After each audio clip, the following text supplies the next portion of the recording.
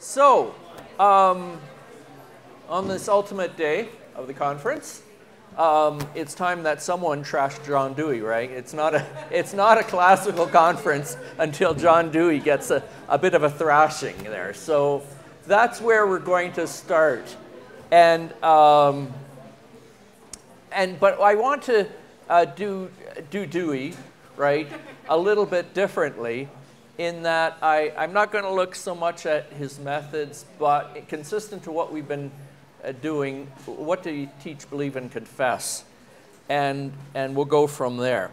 So don't get it confused with Thomas Dewey. I know one of my students was giving a presentation about John Dewey, and one of the professors who was there said, well, you know, you can't say too much bad about him because he invented the Dewey Decimal System. And it's like, sorry, professor.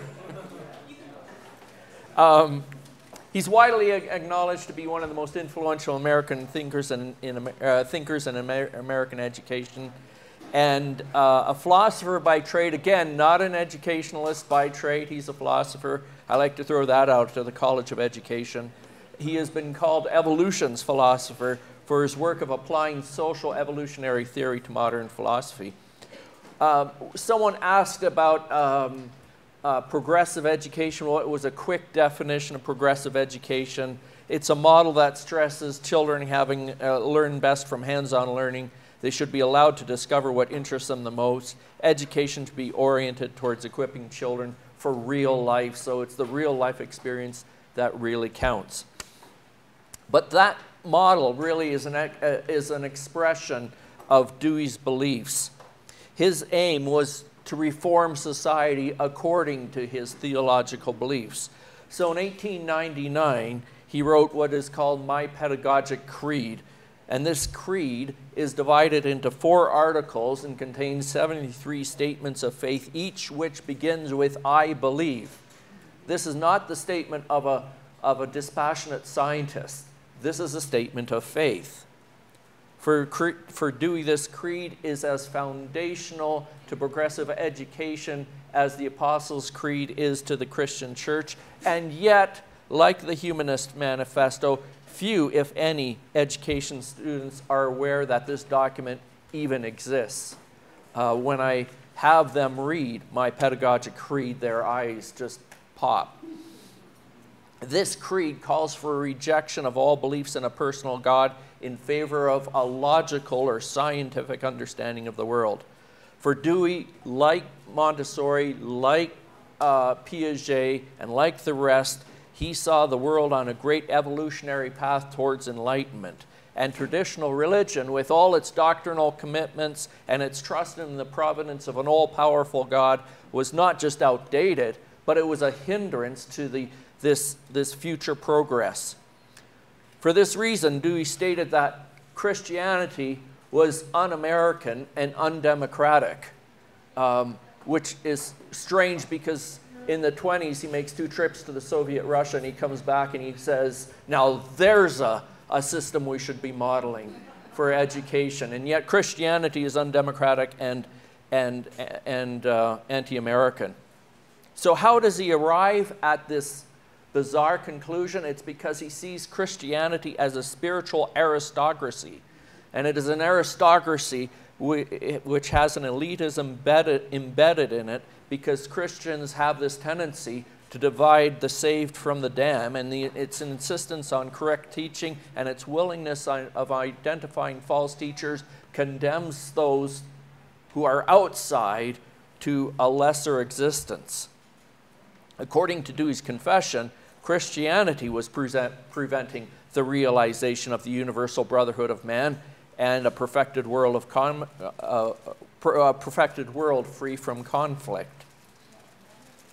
He wrote that the Christian religion has been petrified into slavery of thought and sentiment as intolerant superiority on a part of the few and an intolerant burden on a part of the many.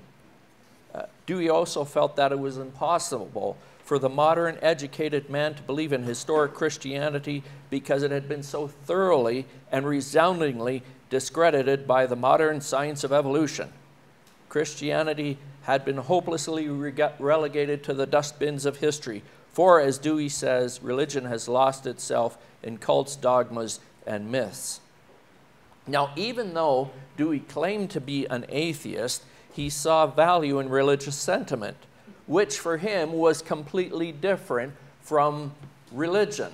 So here you have this spiritual but not religious type attitude bubbling up. Historical religions and the rituals belong to the past. What we needed to do is wipe the slate clean and imagine a new religion, a new type of religion that was based on one's own individual understanding of what was and wasn't religion. One had to choose for one's own self the religious impulse, so long as that impulse didn't direct one towards Christianity. For Christianity, with its doctrines, rituals, liturgy, and condemnation of false doctrine, obviously wasn't true religion. So for Dewey, the religious impulse could be found in poetry, literature, a beautiful sunset, a well-sung Taylor Swift song, whatever you want, just so long as it wasn't introduced by formal religion.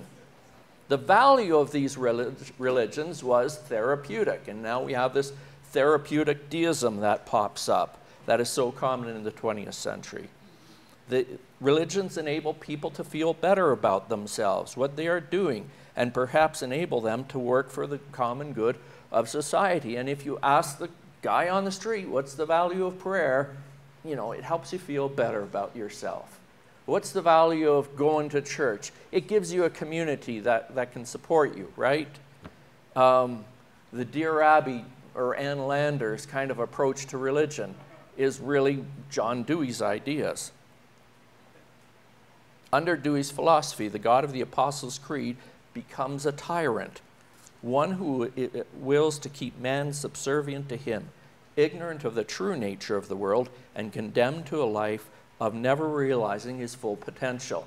And here you can see that overlap with that Gnosticism again. Same ideas wrapped up in a different way. Only the God of science and philosophy, in short, the God that Dewey is allowed us to worship, can free this individual and society to evolve to its fullest potential. That's the theology behind progressive education. Dewey's child-centered methods were a direct effort to get children to turn away from the Christian concept of God and the reliance on his grace. Instead, children are to rely on themselves for the answers they needed in life. The triune God was to be replaced with the God of self. This is Dewey's new orthodoxy. It's remarkable, as I said, that while he's quick to condemn Christianity, he lavishes, as anti-American, he lavishes praise on the new Soviet society. He writes, "I have never seen anywhere in the world such a large proportion of intelligent, happy, and intelligently occupied children." Presumably, in his visits, Dewey neglected to speak to the survivors of the infamous Red Terror, in which the Bolsheviks slaughtered hundreds of thousands of their fellow countrymen. Perhaps he failed to notice this because he was receiving so much praise of his Soviet friends. To them, Dewey was one of the revolution's most renowned writers. And the communists adopted his model of progressive education as the basis for Soviet pedagogy. And they adopted it. Why? Because it trained children to reject family, reject religion, reject community. It replaced classical studies with worker-friendly technical studies, and it rejected the established authority of church and state in favor of the authority of the collective. And that's what Dewey liked. Dewey, and here you see another overlap of this Gnosticism. Remember, in Gnosticism you had kind of the one who had the new knowledge, the inside knowledge. Dewey cast that role on teachers. They were the new social priests who are given an almost divine call to maintain proper social order, and that's a quote, and see to it that children were directed in the right paths of social growth. Do we intentionally use scriptural terms here to describe the role of teachers in teaching this new faith? He declared, quote, I believe that in this way, the teacher always is the prophet of the true God and the usherer of the true kingdom of God, end quote. So teachers are the new prophets, and they are to bring in the new kingdom of God. Interesting, he uses Christian terms to get across his anti-Christian theology. So that's Dewey, first one. Now, he's probably more commonly known to us. Has anyone gone to a College of Ed here in the past 15 years? Okay, great. So the next one is probably more commonly known to you, and it is Lev Vygotsky. Now, here's a pop quiz, and I know what you're going to say, if you remember. What's Lev Vygotsky known for? Oh, excellent. Zone of proximal development, and the other magical word is scaffolding, right? Exactly. And it never fails that every teacher across America, I'm sure, is exposed to Vygotsky and zone of proximal development and scaffolding. They can spit it out. Their eyes rolls when you talk about it, and they know it inside out, or so they think.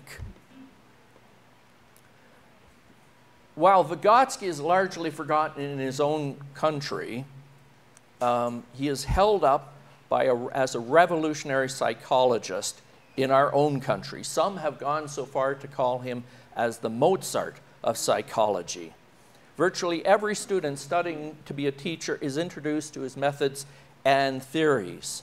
But for all the attention, few students will ever learn about his background and motives. Surprisingly, many professors of education are unaware that Vygotsky was a Marxist-Leninist educator working in revolutionary Russia.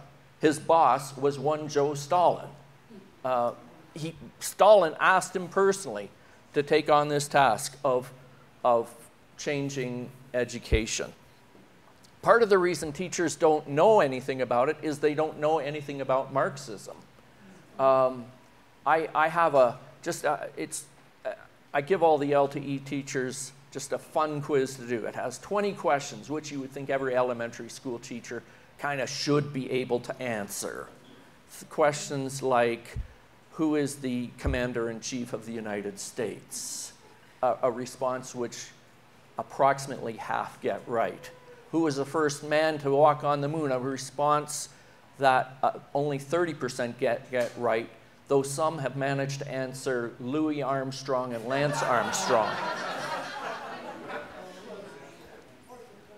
I mean, it is, I'm going to tabulate all these. I've done 4 years of responses now.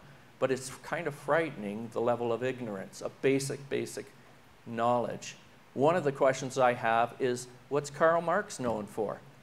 And less than 20% can put down anything, and less than 10% can write down Das Kapital, Communist Manifesto, I don't care, anything like that.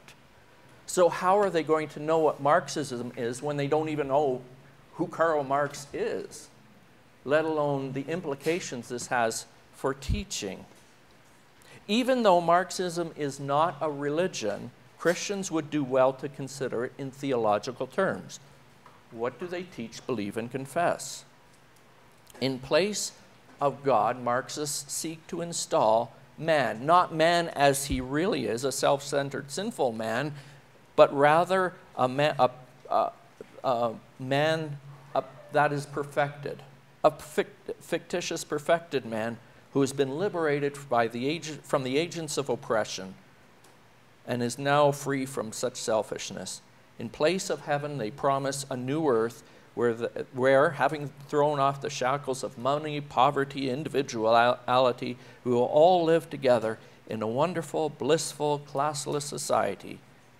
Of course, such a vision must ignore the tens of millions who have been robbed of their property, sent to labor camps, senselessly slaughtered, all to make way for all of this. It must ignore the untold numbers of Christians whose churches were confiscated, who were imprisoned, tortured, martyred for not submitting to this new world order. No, they say, here is this wonderful new world coming, again an overlap with Gnosticism. And yet, as I said, few university students and virtually no high school students today will ever learn of this. Instead, they will be taught how Marxist theories of Vygotsky, as well as the many neo-Marxists of modern education, can provide the guidance in order to reform education so as to achieve this goal. According to Vygotsky, truth was found in the worker. Like Piaget, Vygotsky was a constructivist, but whereas Piaget believed that children constructed knowledge internally, Vygotsky believed that knowledge was constructed socially, from the group, from the collective. Family, economic status, religion, culture were all tools that children used to construct meaning. And if those structures were deemed to be oppressive, which Vygotsky happily concluded that they were, then the reality that children constructed would undermine their ability to take their rightful place in the world. Remove the oppressive structures, remove the family, remove the church, remove all the rules, then children could be free to create new meaning and evolve along with the society towards this new Marxist world, which would be populated by the new Soviet Superman. Hooray! And this gives rise to Vygotsky's famous ZDP, or Zone ZDP. I'm in America, right? Candidate Z, right? We pronounce it properly. ZDP, Zones of Proximal Development, because under Zones of Proximal Development, it is really children working together who construct this knowledge and they scaffold it to come to an understanding. And all the teacher's task is to guide them and to provide the proper environment by which they can accomplish this scaffolding. So, Vygotsky viewed a class of children as a socialist collective in which children were awakened to their new life, their new potential as the working class, and became conscious of their economic struggles. In this environment, where were they to learn best? Certainly not from the teachers, but from their comrades, their peers, so to speak. It was imperative to get children to conform to the will of the collective and not defer to any higher authority, such as the teacher.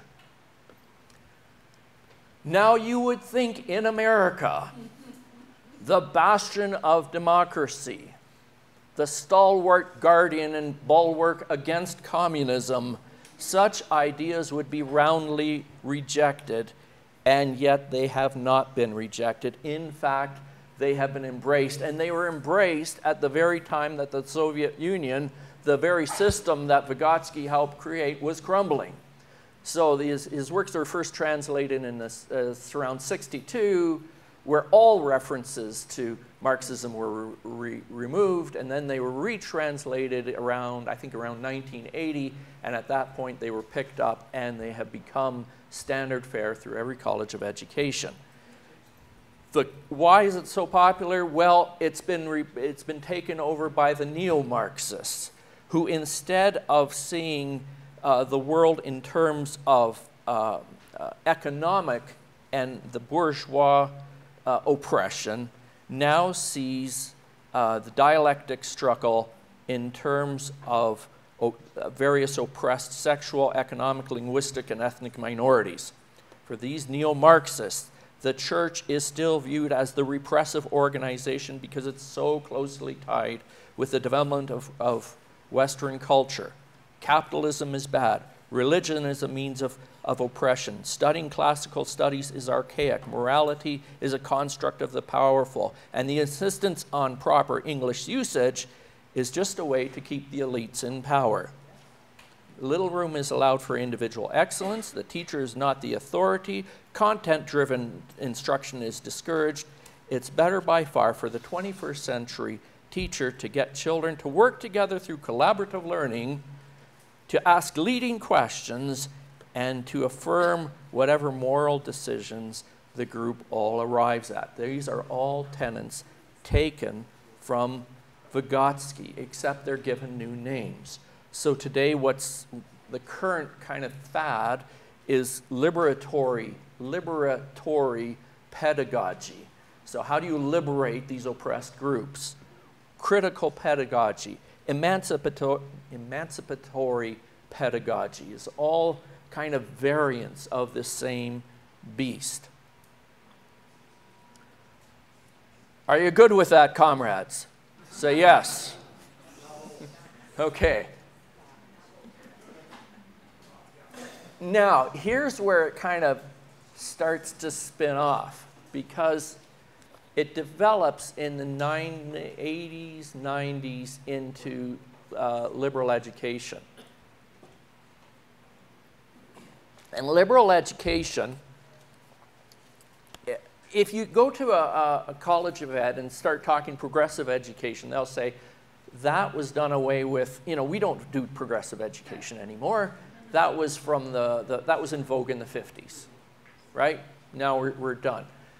The key word you want to use is liberal education, which will irk you because you say, we do liberal education, but liberal education in the education world has a different sense to it than we would understand.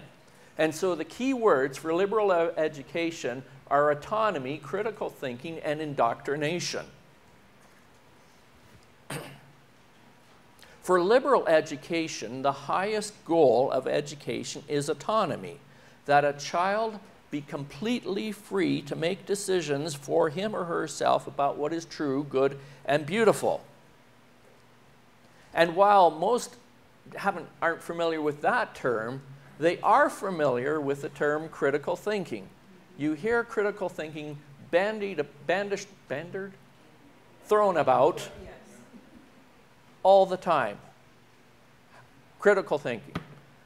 The teacher students come in and I say, what's your goal in the classroom? Teach critical thinking. I say, how do you teach critical thinking? They say, with leading questions. I say, how does that teach critical thinking? And I get this blank look.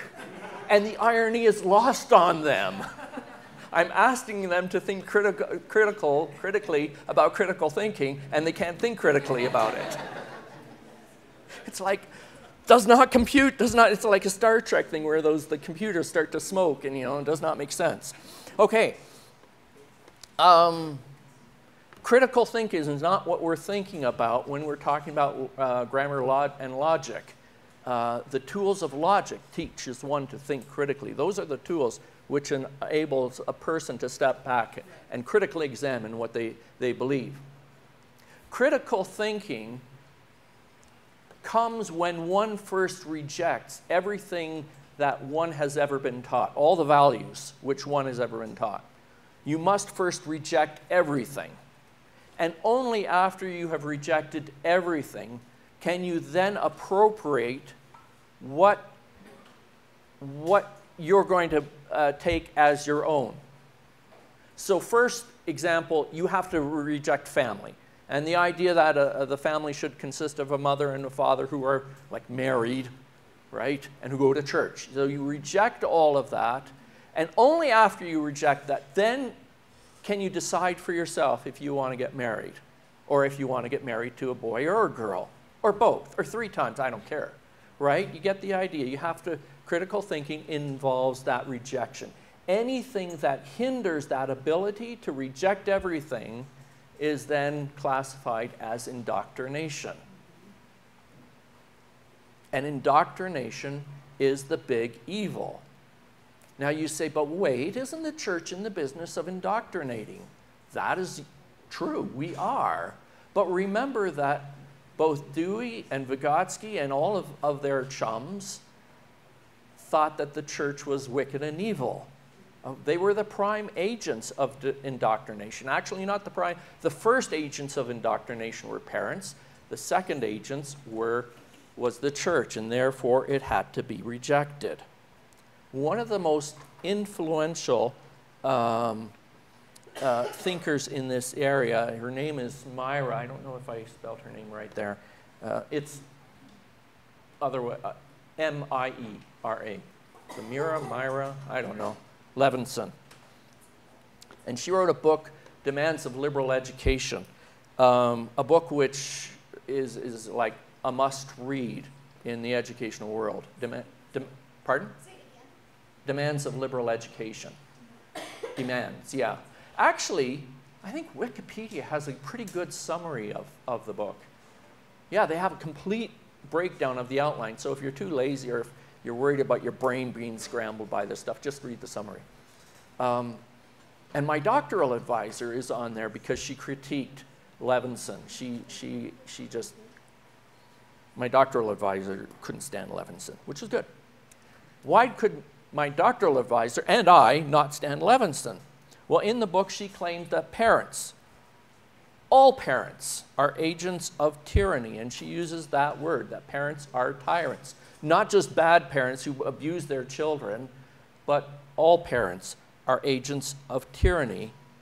For by their very position, they, by their nature, prevent children from developing into their true self. They are guilty of indoctrination. She argued that children are limited by the restricted scope of parents' knowledge and that the state should intervene to combat the small-mindedness of parents in the interest of children. Specifically, she singles out the Christian parents because she noticed that Christian parents had the nasty habit of objecting to this liberal Marxist view, and she said, well, that's just a tacit way to justify the imposition of their own limited, restricted view of the world.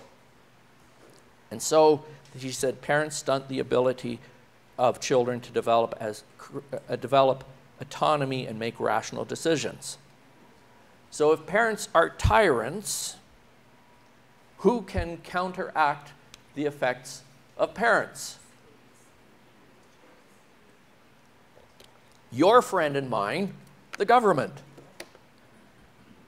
Government-run schools were, according to her, the only ones who were capable of truly putting forth the best interests of children and who were the only agents capable of giving them a truly liberal education which would free them from all the constraints of community, church, and family.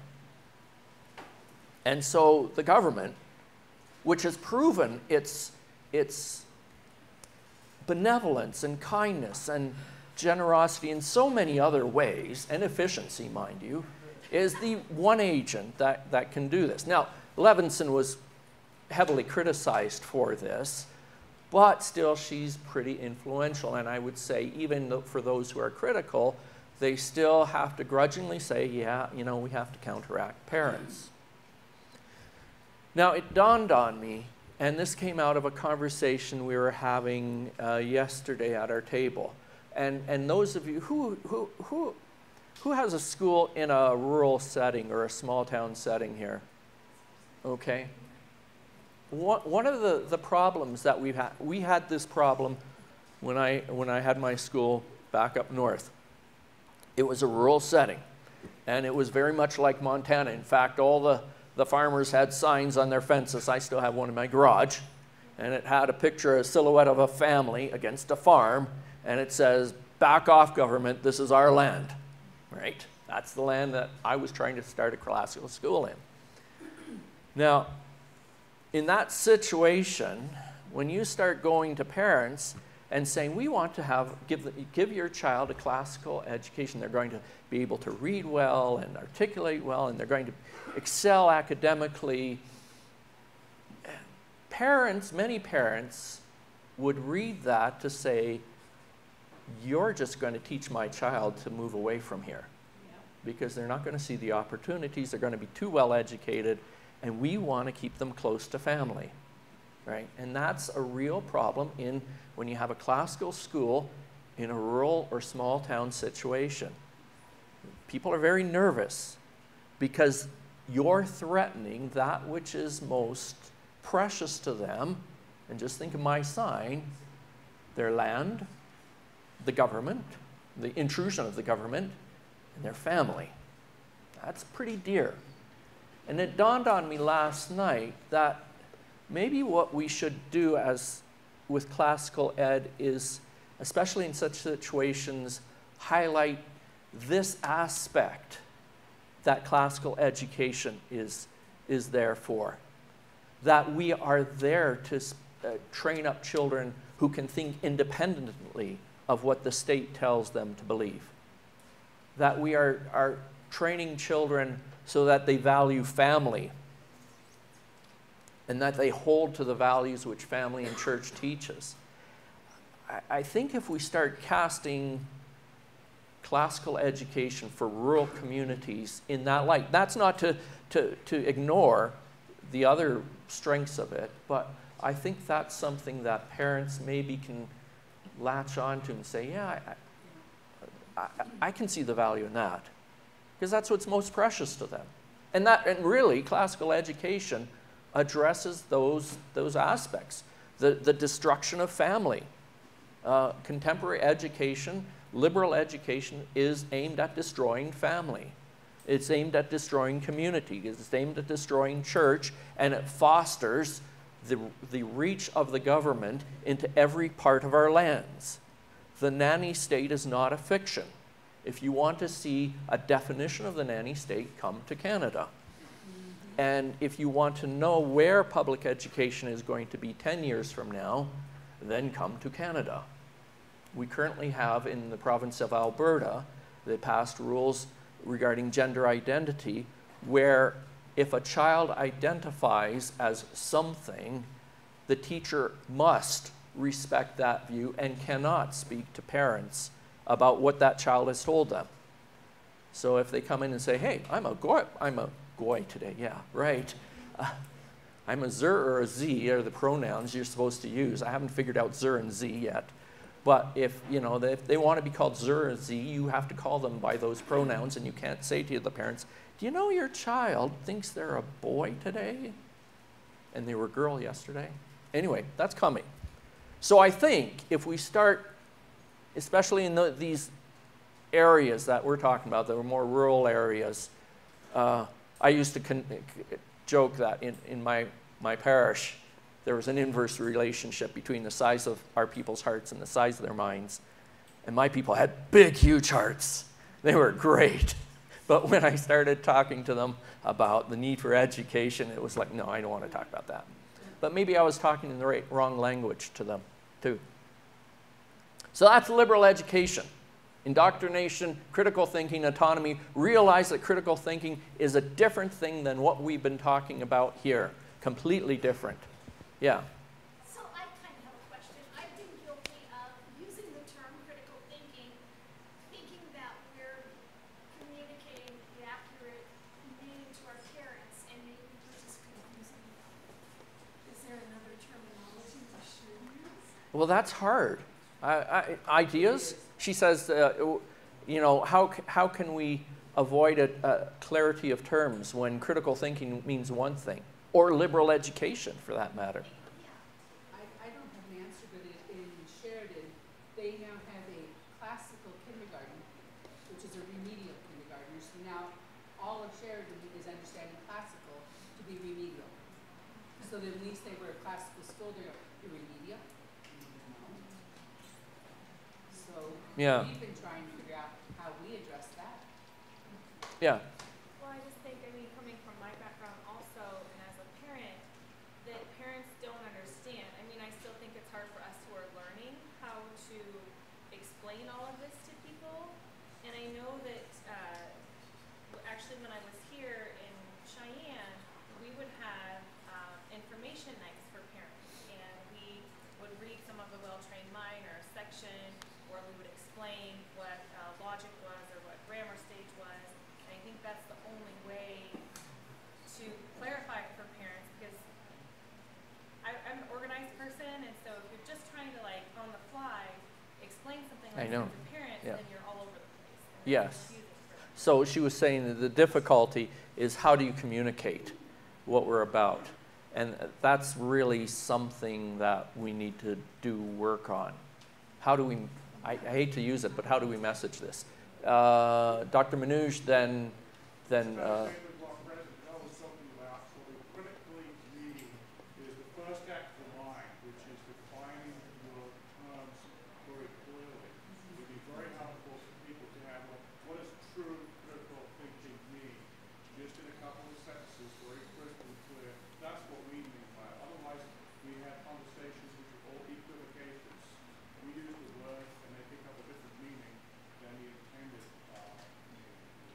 right. And I think, in a way, that's kind of what I was saying was happening with when I had conversations with parents in this rural setting. I was saying one thing, and they were hearing it in a completely different way. They were saying, you just want to break up my family. You want to send my kid away. I'm not sending my kid to your school.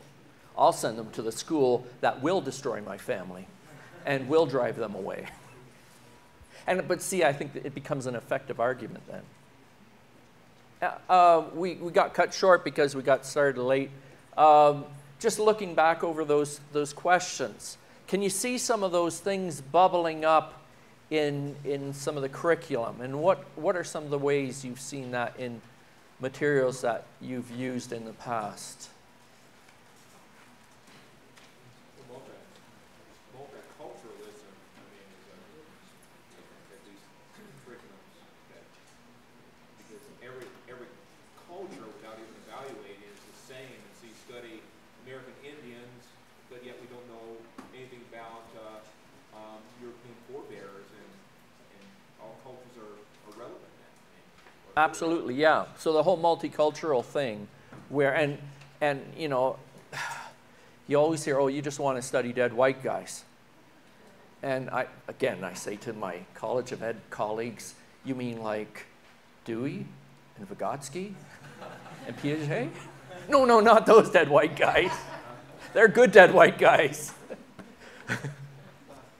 So yeah, the multicultural thing, the use of language, how language is taught, that it's supposed to be a subjective thing. I was to one lecture about, it was just about how, the presentation was just about how, quote unquote, white English is used to suppress the blacks in America, right? So we shouldn't be teaching, that was her term, white English. Pardon? No, she was a visible minority, so so you can't criticize, right? I like white English; it's great. Any other comments or observations? This is a big chunk, I know, and we were short of time. Yeah.